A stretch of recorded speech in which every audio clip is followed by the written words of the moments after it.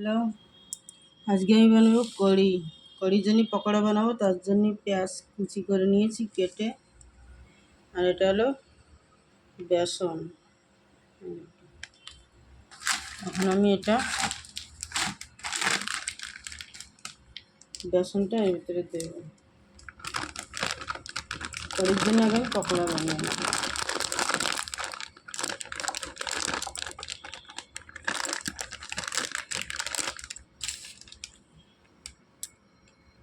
এর মধ্যে দেবো আমি অল্প হলুদ, আর দেব অল্প নুন। তারপরে এটাকে আমি জল দিয়ে মিশিয়ে নেব।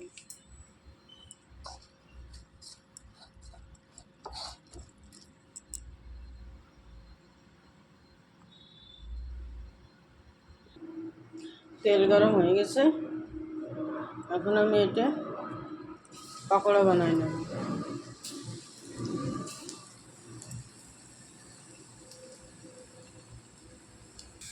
দেখো আমার পকোড়া ভাজা হয়ে গেছে, এখন আমি নামিয়ে নেব। এখন আমি যে কড়ির ঝোলটা বানাবো, বেসন ছোটো বাটির আধা বাটি, আর এই দই যতটা টক খাবে অতটা দিতে হবে। টক কম খালে টক কম, দই কম, টক বেশি খালে দই বেশি। এর মধ্যে আমি দিয়ে দেবো 1 চামচ নুন, 1 চামচ হলুদ, আর দেবো 1 চামচ ধনে পাউডার, আর দেবো শুকনো লঙ্কা বেশি না, আধা চামচ। এবার আমি এটাকে জল দিয়ে পাতলা বানিয়ে নেব।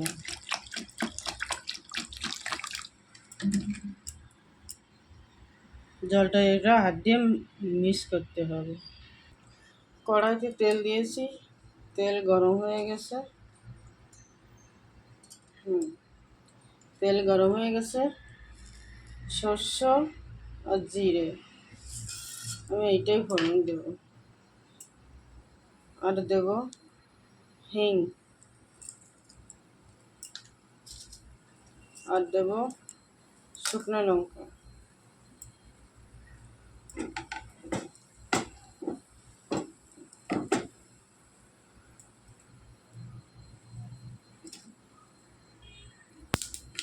আর দেব কড়ি পাত্তা।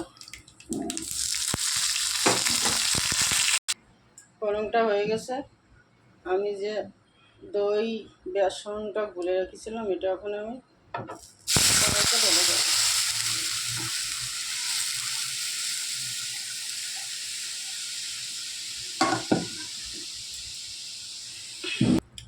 কড়ির ঝোলটা না 20-25 মিনিট ফুটানো লাগে, কেউ কেউ তো 40 মিনিট 50 মিনিট ফুটে। তো অর্ধেক হয়ে গেছে ফুটানো। এখন যে পকোড়াগুলো বানাইছিলাম এগুলো এর মধ্যে ঢেলে দিচ্ছি। 20 মিনিট ফুটাইছি আমি, আর 10 মিনিট ফুটাই। দেখো আমার কড়িটা হয়ে গেছে, এখন আমি নামিয়ে দেবো। এটা না ভাতের সাথে খেতে খুব ভালো লাগে। এটা এই পাঞ্জাবিরা বেশি খায়, হিন্দুস্তানিরা বেশি খায় এটা, বাঙালিরা তো এটা খেতেই জানে না।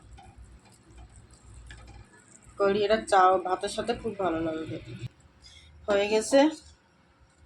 আর আমি যে তড়কাটা রেখে দিয়েছিলাম অর্ধেকটা কড়ির উপরে দেওয়ার জন্য, সবজির উপরে দেওয়ার জন্য, যেটা আমি রেখে দিয়েছিলাম। ইউটিউবে দেখলে সাবস্ক্রাইব লাইক করো, আর ফেসবুকে দেখলে ফলো করো, লাইক করো। বাই।